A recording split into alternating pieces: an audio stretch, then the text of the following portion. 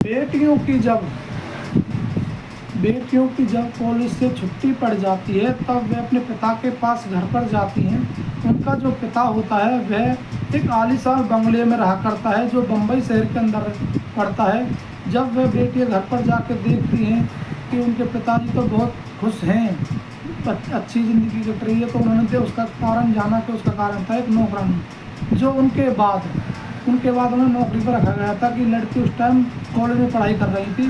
तब उन्होंने अपने भाई के पास फ़ोन किया कि भाई पिताजी तो बहुत अच्छी ज़िंदगी कट रही है, खुशी से कट रही है। उन्होंने जैसे पिताजी को अपने भाई को बताया कि पिताजी एक नौकरानी को पसंद करते हैं, तो भाई ने बोला क्या बहन हम इन दोनों की शादी नहीं करते हैं।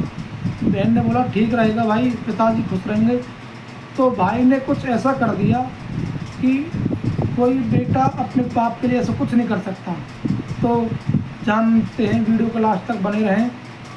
दोस्तों स्वागत है आज आपको हमारी इस वीडियो में। बम्बई शहर के अंदर एक धनीराम नाम का आदमी रहा करता है, जिसकी पत्नी का नाम लक्ष्मी रहा करता है।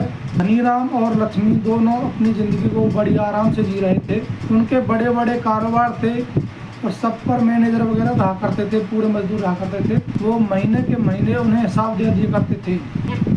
उसके 3 बच्चे रहा करते थे।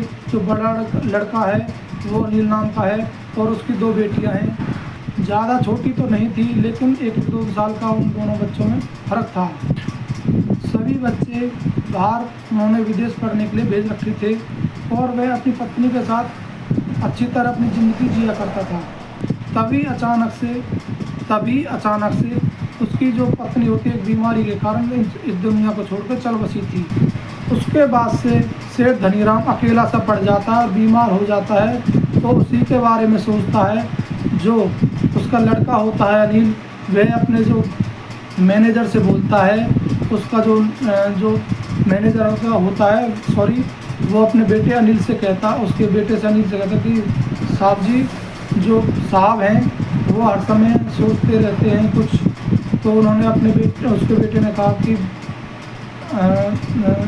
चाचा है, बुजुर्ग हैं जैसे वो मैनेजर, तो अंकल आप ऐसा करो, एक नौकर और बढ़ा लो जो पिताजी की अच्छी तरह देखभाल कर ले। तो फिर वह एक लड़की होती है जो तलाकशुदा कह दो या विधवा कह दो, तो उसने कहा कि बेटा आप काम पे चलोगे। तो उन्होंने बोला, उसे काम की बहुत ज़रूरत थी, तो उन्होंने कहा ठीक है सर मैं चल दूँगी, लेकिन मैं किसी को अपना मोहरा नहीं दिखाऊंगी, वोट में ही काम करूंगी।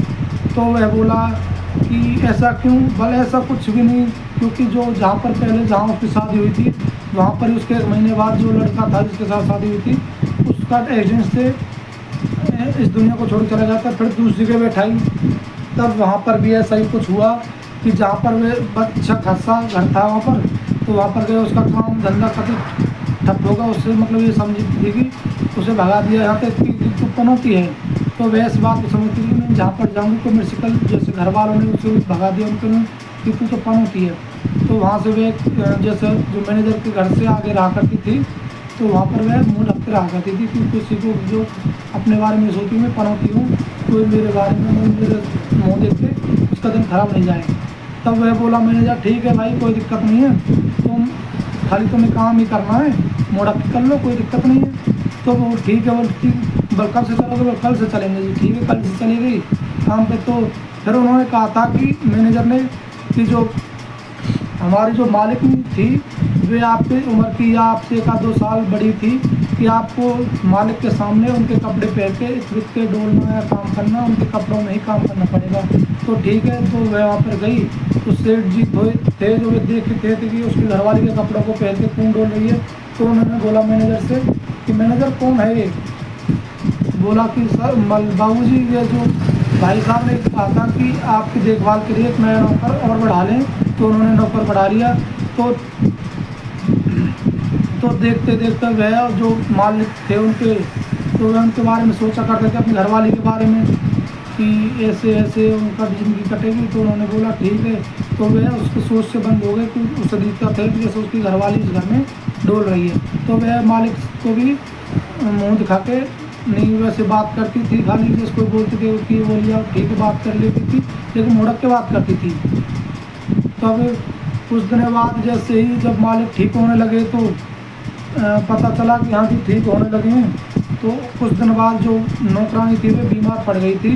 वह उसके घर वे 3-4 दिन का अपने मालिक वहाँ पे काम पे नहीं है। तो उसने बोला मैनेजर से कि हनीराम जी ने कि वो कहाँ गई है काम वाली नौकरानी। तो बोला कि बाबूजी वह बीमार हो गई है, वह बीमार हो चुकी है। तो वहाँ की फिर कितनी बीमार है वो। भाई जी ऐसा करो तो गाड़ी निकालो, मैं वहाँ पे बल जी ऐसे नहीं जा सकते क्योंकि कॉलोनी में आप गाड़ी लेके जाओगे तो अच्छा सा नहीं लगेगा। तो तुम ऐसा करो मुझे एड्रेस बताओ, मैं वहाँ पे जाके छुप जाके देख लूँगा।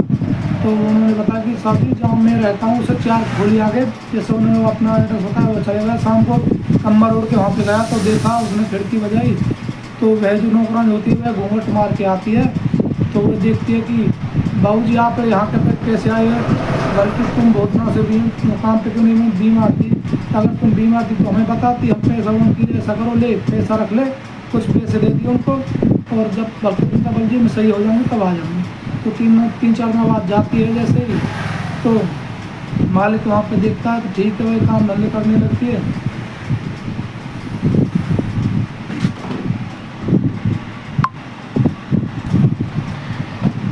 जैसे ही उनके लड़के को पता चली कि पिताजी तो नौकरानी को पसंद करने लगे तो उन्होंने बोला कि पिताजी इतनी आप गुमसुम क्यों रहा करते हैं। तो बोला बेटा मैंने जो सोचा था ज़िंदगी तो चली गई कमाने में, तो मैंने सोचा बुढ़ापे में तेरी माँ के साथ हम अच्छी तरह रहा करेंगे, बोलेंगे बताएंगे, वो तो चली गई अब कुछ रहा नहीं। तो फिर बोला कि ठीक है तो मैं आपके लिए एक नौकर बढ़वा देता हूँ। तो उन्होंने बढ़वा दिया। तो ऐसे कुछ दिनों बाद चलता रहा तो उनके बच्चे को पता चली कि पिताजी तो नौकरानी के चक्कर में ध्यान देने लगे। तो उन्होंने बोला कि पिताजी अगर आपका नौकरानी को पसंद करते मैं आपकी शादी करवा देता हूँ। तो बोला बेटा मैं ऐसा कोई बात नहीं है कि ठीक है मेरा इससे मन लग जाता है, लेकिन ऐसा नहीं कि मैं दूसरी शादी करने के लिए। फिर उन्होंने बोला नौकरानी के लिए भी कुछ भी नहीं था, आदमी को उसके घर वाले भी नहीं पसंद करते थे। तो उन्होंने बोला ठीक है हम इस नौकरानी को यहीं पर रख लेते हैं, बुढ़ापे हम उनकी सेवा कर देंगे। तब उसके बाद वे नौकरानी और जो नौकरानी रहती है वे भी उसी घर में रहती है, लेकिन कायदे से रहती है। जो उसके धनीराम होते हैं उनको जैसे कुछ सामान चाहिए तो उनको बोलती है, लेकिन घूंघट में ही बात करती है, ऐसा कुछ भी नहीं है। हम किसी की भावना को ठेस पहुंचाने के लिए ऐसी कोई कहानी नहीं बनाते। लेकिन अगर वीडियो पसंद आए तो कमेंट सेक्शन में जाकर जवाब दो, जो हमारा हौसला अच्छा बना रहे। और जो हम अब मिलते हैं आपको नेक्स्ट वीडियो में। जय हिंद, जय भारत।